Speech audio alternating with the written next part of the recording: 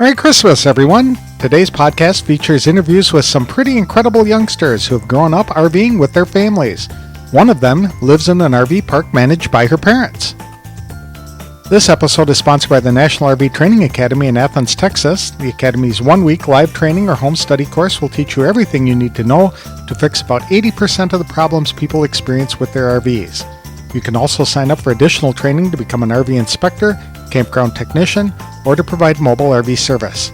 For more information, visit www.nrvta.com.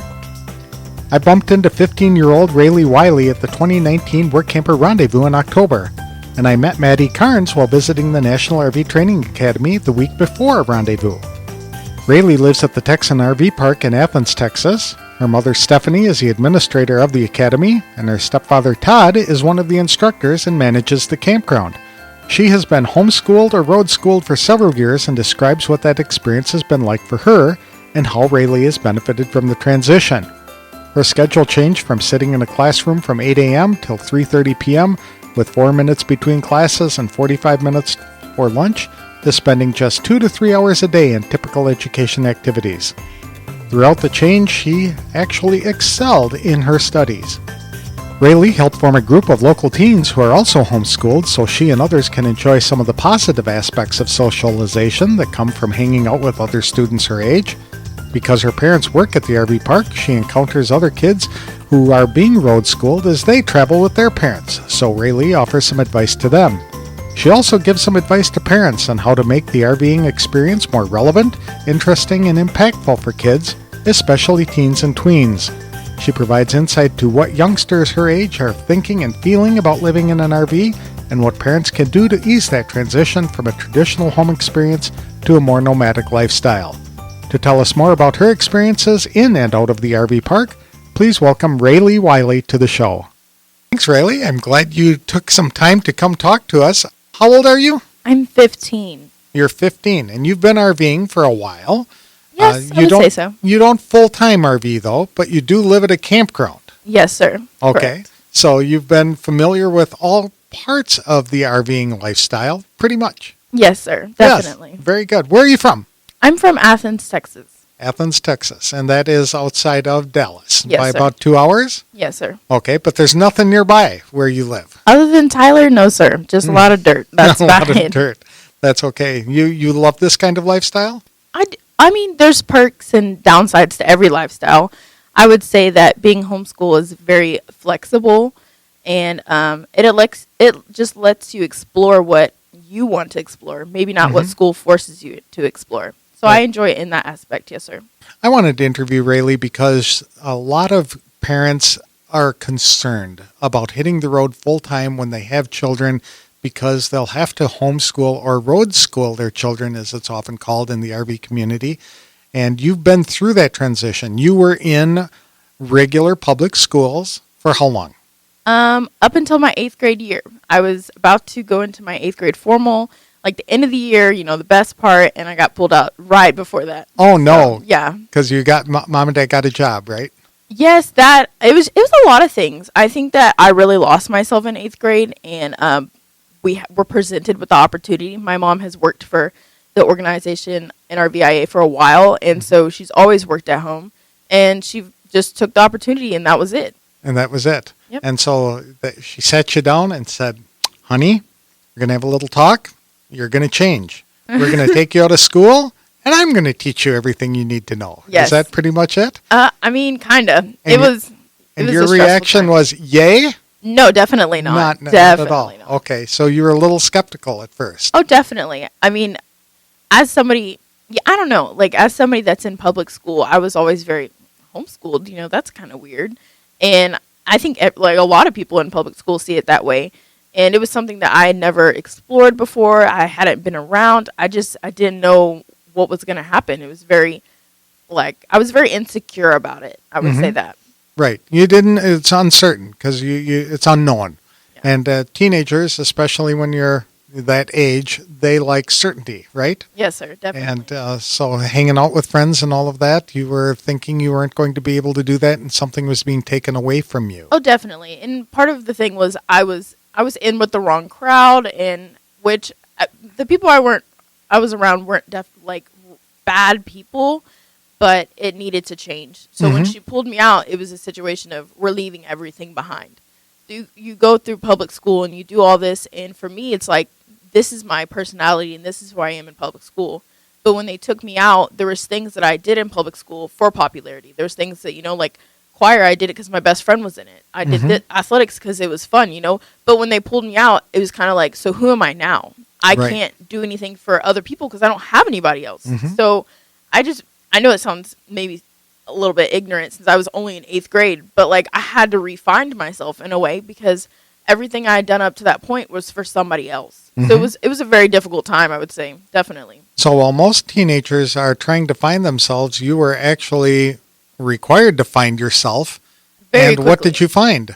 I don't know. I guess I found I'm kind of a nerd,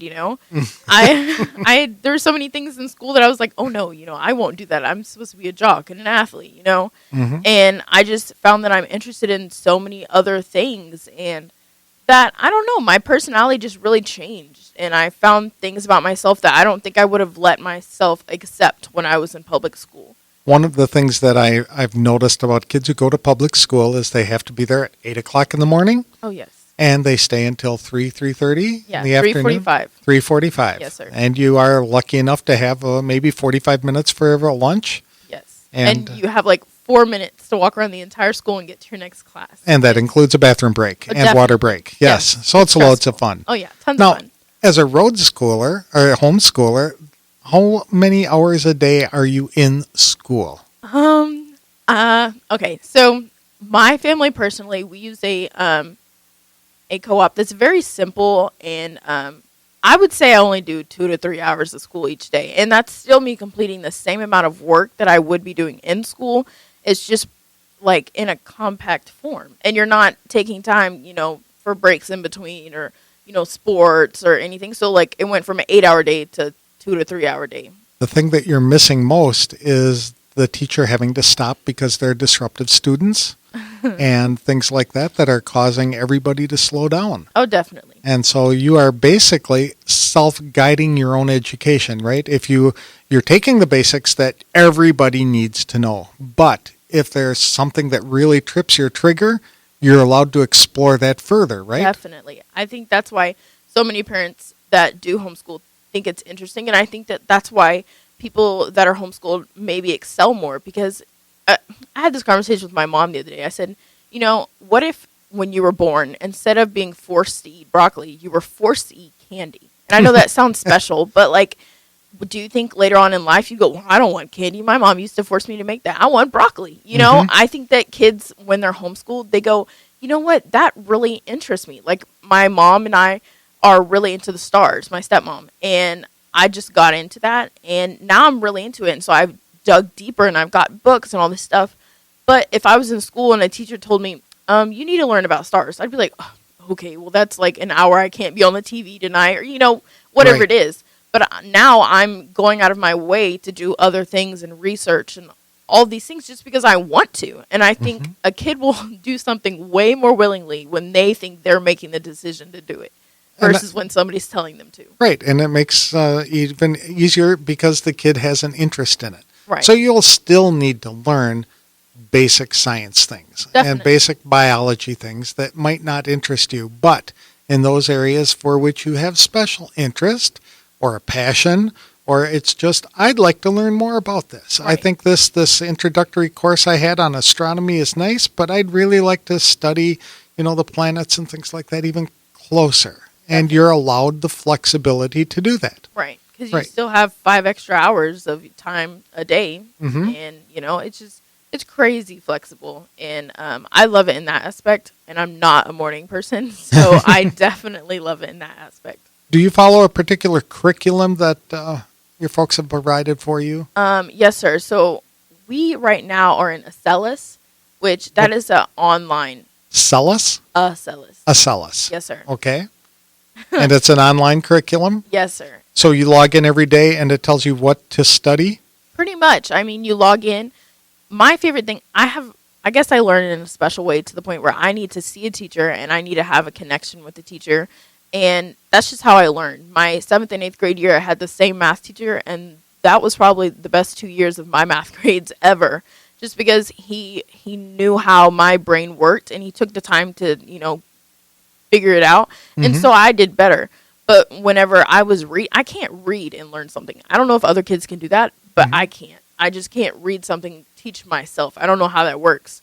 But Celis is very good at, you have a teacher in every single class. And it's great for that because it just really helps. You're still in school, and when they're teaching, there's even a class in front of them in real life. So kids will ask questions. Oh, my goodness. So you're like sitting in on a class, but from your living room. Exactly. Or your desk in your room, or whatever the case might be. Right. They're pre-recorded, so you can't ask questions right then. But most of the time, something you're thinking, wait, that didn't make sense. Somebody else is thinking the same thing, and they'll ask the question. And that just helps so much.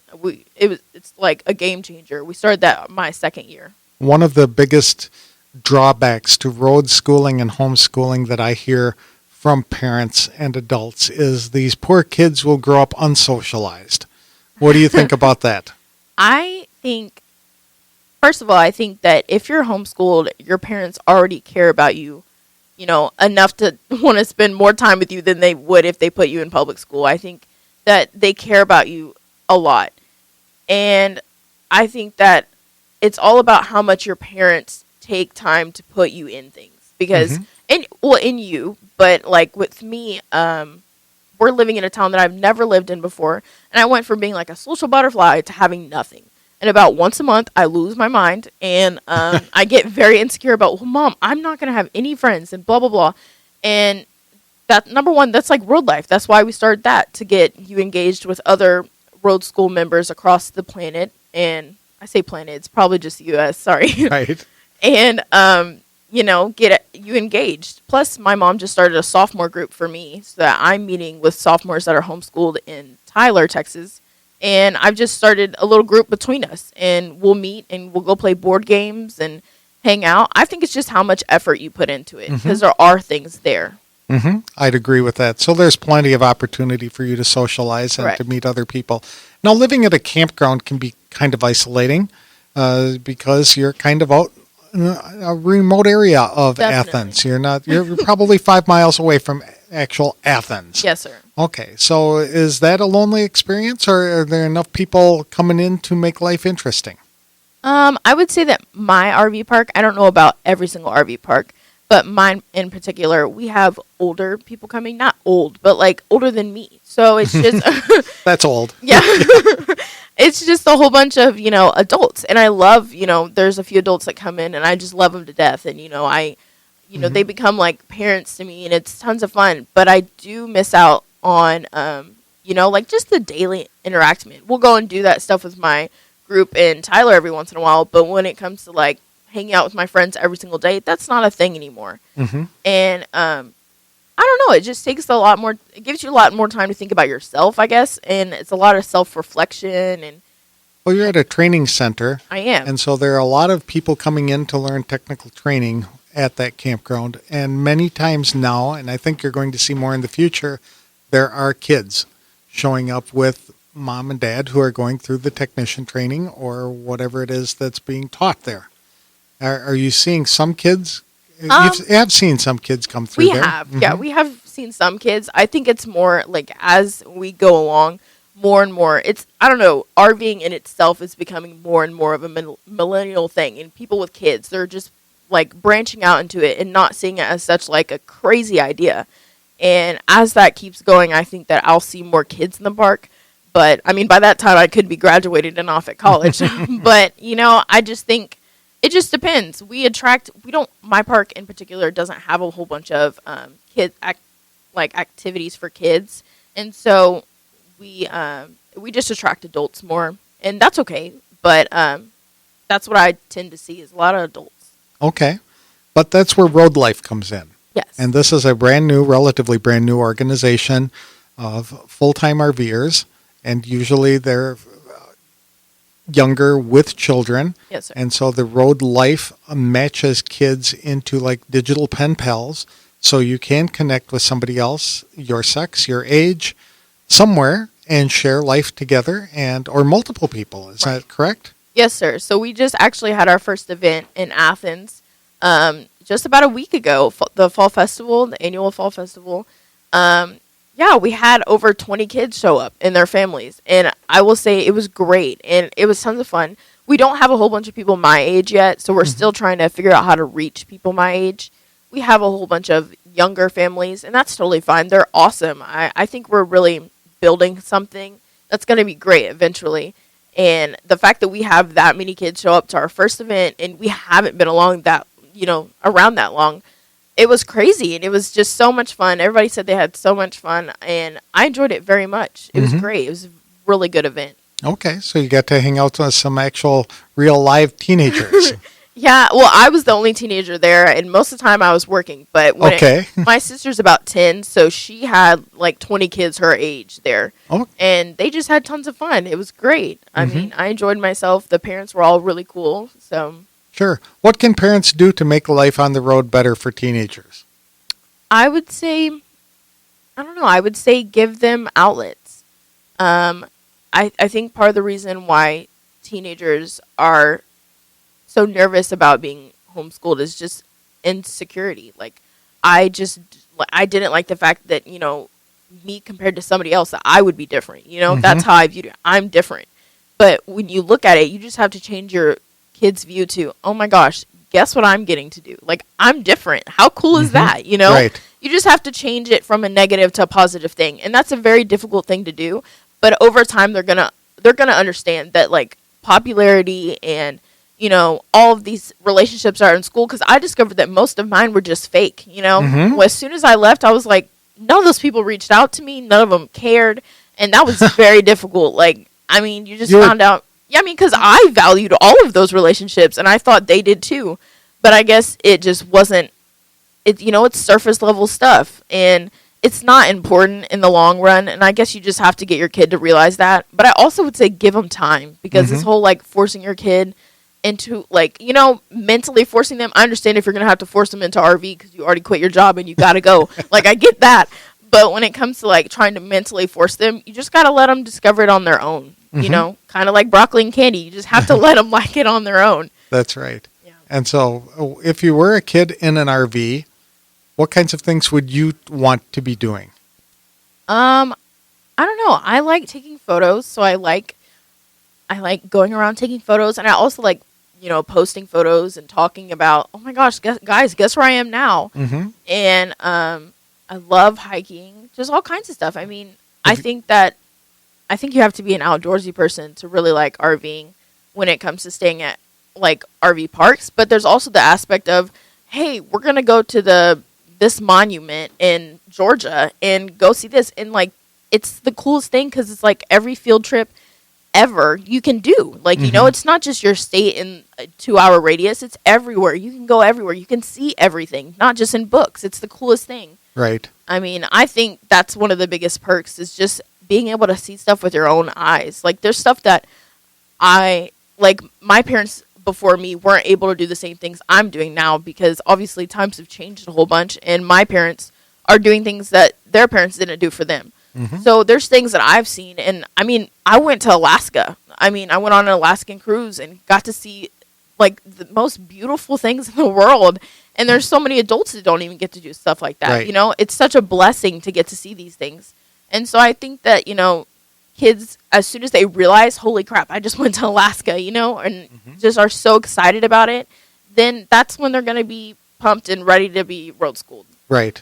And I think that it opens the door to a lot of new adventures and new experiences for kids.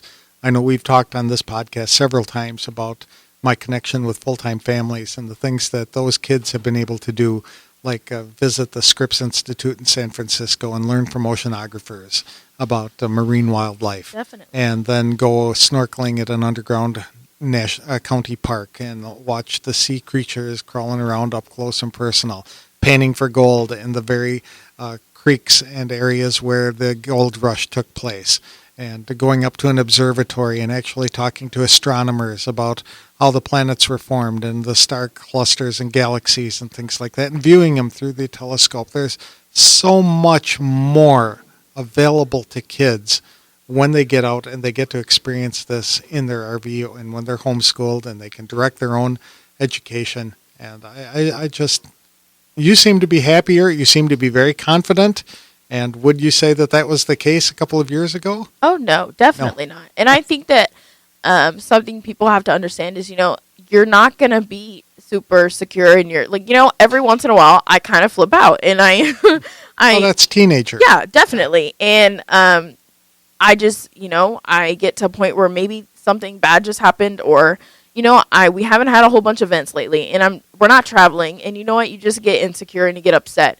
But you know what? You just have to understand that, you're basically getting to step into all of your history books, all of your science books, all of these things and get to do things that, some people would dream of doing. And so you just have to be grateful and, sometimes tough it out. And, that's just part of life. Absolutely. Well, thank you so much, Raylea. I really appreciate you taking a few minutes to describe your experience, and I hope you continue to pursue whatever you're passionate about and enjoy a great life. Thank you. You too. I can understand why Raylea Willey likes the opportunity to self-direct her studies to some degree. I wish I could have done that when I was high school age.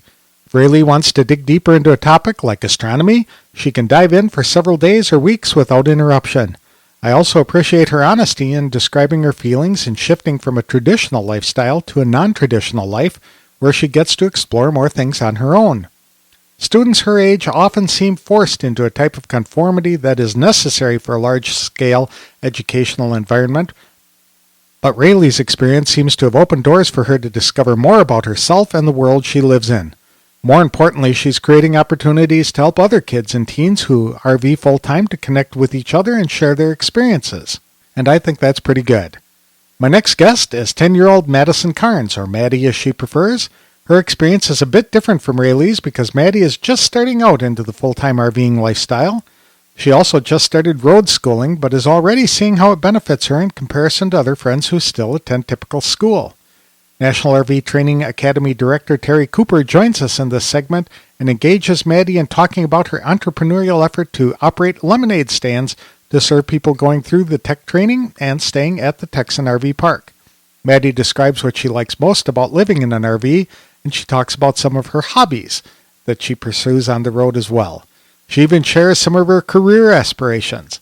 To learn more about her experience, please welcome Maddie Karnes to the show. We have a special treat today. We are with Madison, and she is 10 years old and has been full-time RVing for about a year. And we're here at the National RV Training Academy, and the president, Terry Cooper, is with us.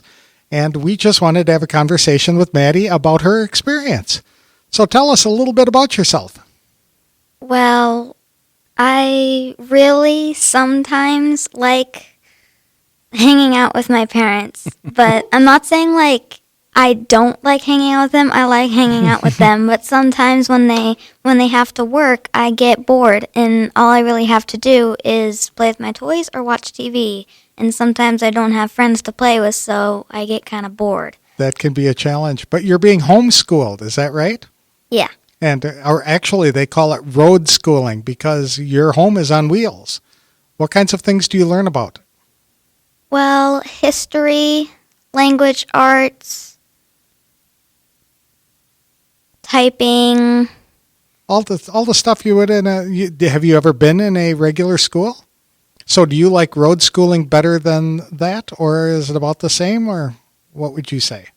Well, I like homeschooling,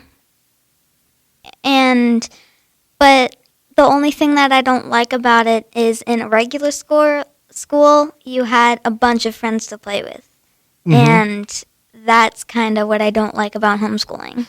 I just heard there is a new program being developed in the RV industry or with the RV lifestyle that will connect kids who are being road schooled with each other online in events like that. Have you participated in any of those? The digital pen pal, you remember that? Digital pen pal. Oh, I did one of those digital pen pals with Chloe and Sadie. Yeah. Okay. Yeah. Was that interesting? What was that like? It was cool. They did some cool experiments.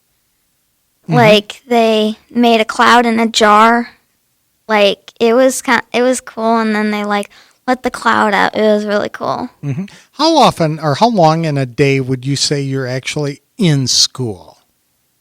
Well, in the morning, I do the stuff that I can do by myself, and then I have the whole afternoon off. And then my parents help me with the stuff that I need their help with at night. Wait a minute. It sounds like you only go to school a couple of hours a day. Yeah, I mean, clearly. no wonder you like road schooling better than being in a regular school. Yeah, because with a regular school, you go to like with my friend Bailey, has to go to school at 6 o'clock, and then she doesn't go until 4 o'clock at night. Oh my goodness. So yeah, that's a lot of time to be in a classroom, and you don't have to do that. Yeah. Yeah, very good. So what kind of adventures have you had at school or on the road that you've really liked? Well, I liked the one in Utah when we went to the Grand Canyon. That was pretty cool. I liked seeing the Grand Canyon. Mm-hmm.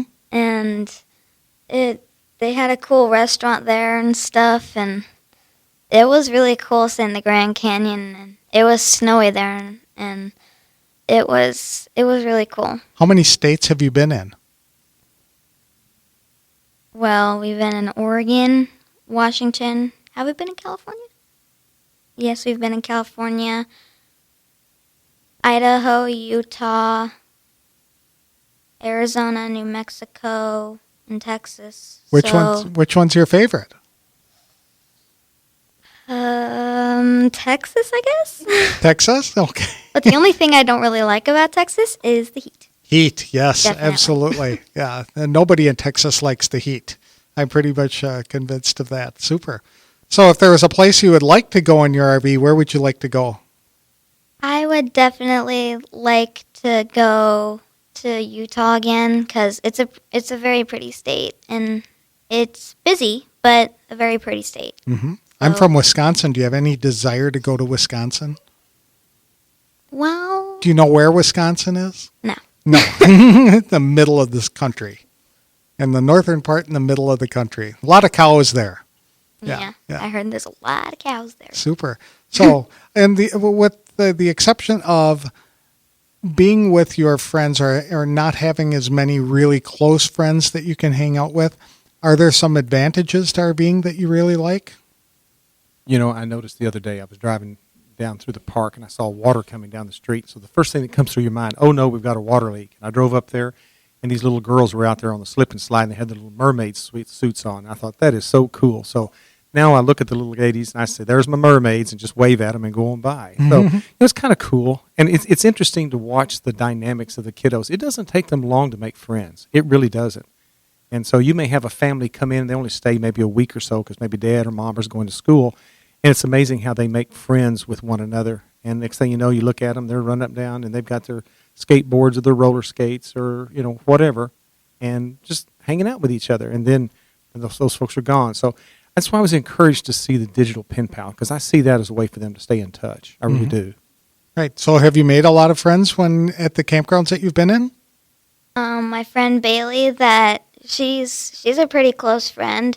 It's almost like we're sisters because we're like really close friends. Like we play every single second that Bailey has to play. Okay. Like as soon as she gets back from school, we're out playing. And then as soon as she has to go for dinner, and then she's like, well, I got to go and eat dinner, so I guess I'll see you tomorrow. And then I'm like, okay. Okay. So, Now, Yeah. Bailey's one of those folks that lives here in the park, doesn't she? yeah, she's going to stay here, I think, for the rest of the year. Okay. Very good. So what you'll see a lot of times in these RV parks, there'll be sections where there'll be families, and then you'll have a lot of folks that are coming through and stay daily or weekly. And Madison, or Maddie as we call her, has the opportunity to visit with all kinds of kiddos. And it is kind of interesting to watch the dynamics of these kids. It really is. And it helps that Maddie never meets a stranger, you know, because she knows everybody. And how many times have you sold lemonade out here? A few. Yeah. Like, there was this one time, I think it was a while before September, and then before September, I sold quite a bit of lemonade and made quite a bit of money. And then in October, I think it was there was no class going on, so there was no people to sell lemonade to. So my parents were like, "How about you just take this month off?" And then in September there was class going on, and I was like, "Hey, this is the time to start lemonade again." That's right. There you go. I tell you, it was interesting to watch because she was set up on the front porch of the office there at the Texan RV Park. And so as everybody was going home to lunch and coming back, she happened to catch them. And, of course, what parent or what adult can say no to a child that's got lemonade. So next thing you know, you hear a little jingle in their pocket. So you know that they've done quite well. So that was good. So you're teaching people how to be entrepreneurs here of all ages. Well, some of them just seem to kind of gravitate it naturally. So why not? So. That's right. So where do you sleep in your RV? In a top bunk bed. A top bunk bed. I Okay. always like to be really high, like not like mountain high, like kind of bunk bed high, like Okay. a high bunk bed in an RV. Mm-hmm. It's different from having a bedroom of your own, but is it okay? Yeah, it's fine, but what I really don't like about it is that, like, let's say if I like injured myself and I have a ladder to get down, I wouldn't be able to get down. Yeah. Unless my dad took me down or something. Mm-hmm. So that's the only reason why I don't like the top bunk, but I like being high and seeing the high window. What do you do to make the space your own? You can't paint the walls, right? No. No. I don't know. But, how I make it my own is, I put my favorite colored bedding in it, which is purple. So I put that bedding in it, that color of bedding in it, and it's a pretty cool color. And then I have this net that I have 3 sections in it, and I put all my stuffed animals in it. And that it just makes me feel home. It makes me feel like my old house, you know? What kinds of hobbies do you have? Well, play with my friends, play with my toys, all the time, play on my iPad or watch TV. Do you like to read? Kinda. Kind of? Okay. Super. Do you do any crafts or things like that? Yes, I do a lot of coloring and crafts and stuff. Okay. What kind of crafts do you like the most? Mostly building paper airplanes or drawing. Okay. Well, you were building crystals the other day when I came in the office, weren't you? That was one of your assignments. I thought it was where you were making crystals. I wasn't making them, but I was just watching videos how to make them. Okay. We haven't got to that yet, but I hope soon we can make crystals. What do you want to be what do you want to do when you grow up? It's between a dancer and a police officer. A police officer. Okay. Very cool. So you can stop people and do a little dance for them. Yeah. Yeah, there you go. And what made you choose those? Well, I think respecting the law is a good thing to do, so that's why I thought of being a police officer and a dancer, is because I like to do ballet, and I had some friends that like to do ballet, so I thought, why don't I try it out? And I got pointer shoes, which you stand on your tippy toes on wood, and it hurts for a little while, but after you practice quite a bit, it doesn't feel so bad. What kinds of things how do you celebrate holidays in an RV as a kid? Well, with Halloween, usually we just put some sticky things on the wall, and then probably 1 or 2 blow-ups outside probably. And What about birthdays? we have done 1 birthday in the camper. Well, 2 actually. My dad was spoiled on his birthday. I gave him a hand rub and a foot rub. Oh my goodness. What dad wouldn't like that? And watched football. And watched football with that. Oh my, the sacrifice you make as a 10-year-old to keep dad happy. I'm sure he appreciates that. So do you have any advice to other kids whose parents have said, hey, family meeting, we're going to sell our house and we're going to get in an RV and hit the country living in it full time? What would you tell them? I would say just have fun and explore. Explore. and exploring is pretty fun, so I would just say don't stay inside all the time. Get out and have some fun. Like, just get out and go on a hike or something, or a bike ride, or just don't stay inside all day. Get out and... That's right. You make friends by going out and meeting other people, don't you? Mm-hmm. Yeah, super. Well, thank you, Madison or Maddie. I really appreciate you taking the time to talk to us today, and I wish you the best of luck in your RV adventures. Thank you.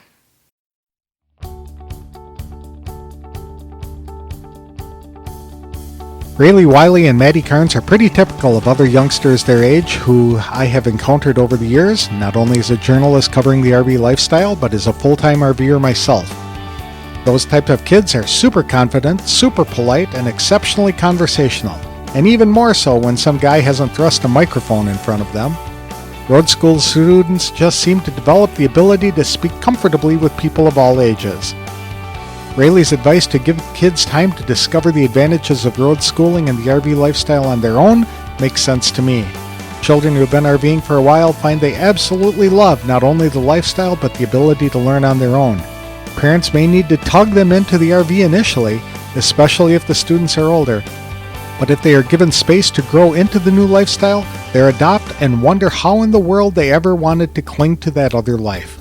Moving into an RV is a big lifestyle change, but one that gives kids far more freedom than they have ever had. And rather than spending 8 hours a day in a classroom, now they invest 3 hours or so in self-directed schoolwork. That gives them many extra hours of time to read, create, tour, and experiment on their own. It's a huge confidence builder.